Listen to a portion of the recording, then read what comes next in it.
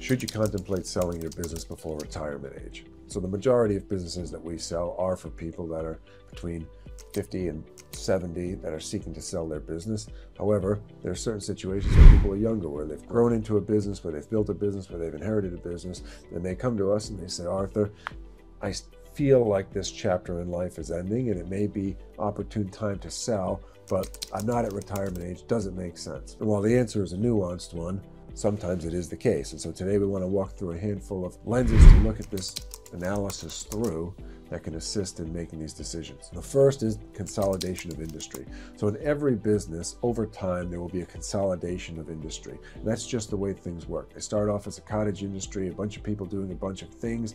Profit tends to go up, and competition comes in, price comes down, business consolidates, and people with larger economies of scale, which will be number two, are able to dominate the business. And so we tend to think of time as stretching out, or that some industries are perpetual, that they've lasted forever. But in reality, if you think of just 30-year chunks and how much the world has changed in each of those, right? Go from 1900 at the turn of the century to close to World War II.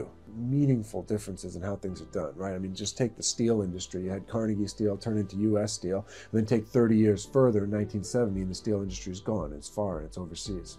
And so similarly, walk through that exercise, 1900 to the 1940-ish, 1940, World War II to the disco of 1970s, to Y2K of 2000, to whatever this postmodern utopia we live in now. Things change meaningfully, industries consolidate.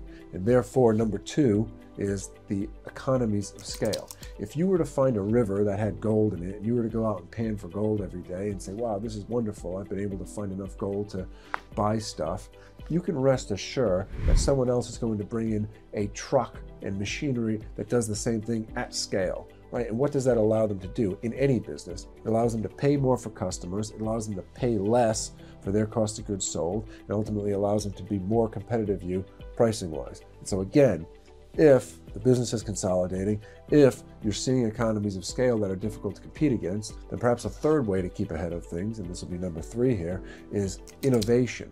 And so in any industry, beyond purely just the scale of doing things more and better, that ultimately becomes different or new. And it's not to say new means more complex. Complexity does not mean good necessarily, but there are new ways to approach things. And so if you're in direct marketing through mail, well, ultimately email became part of that. Ultimately, social became part of that. And therefore, there was a need to keep up with a lot of the innovation in the space.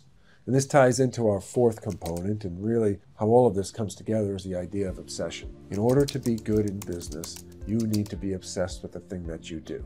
Now, once you have that obsession and reach a certain level of success, can you take your foot off the pedal and still have some level of momentum? Sure, but remember the concept of entropy from, I believe it was quantum physics. Everything comes back into disorder. Everything comes back into randomness, into chaos at some point. And the same is true with business. Your competitive advantage is only going to be an advantage so long as you are obsessed and continue to make it your advantage. There's nothing passive in this world. You either do it or you pay for it, but everything comes with a price. And in business, it's no different. Ultimately, if you are obsessed with the business, you are very likely to compete on the first three prongs that we've talked about.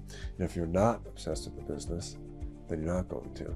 And your position will slowly deteriorate. And so when growing a business, it naturally reaches points of constraint. And whether that's people, process, product, and it takes that level of obsession to go through the different lenses. How is the industry consolidating?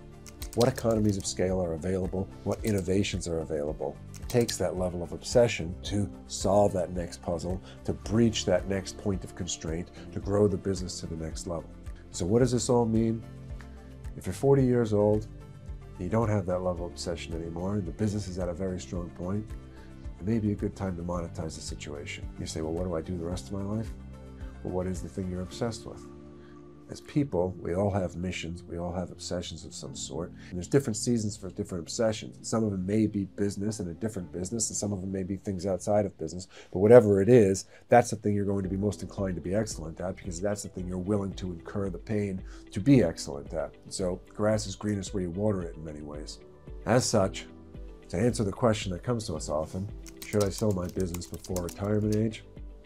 And the answer is Maybe. Let's talk about it. Let's dig into things. And ultimately, that will funnel into an analysis of the industry, of the business, and of the person. Are you obsessed with it still? If not, what are you obsessed with?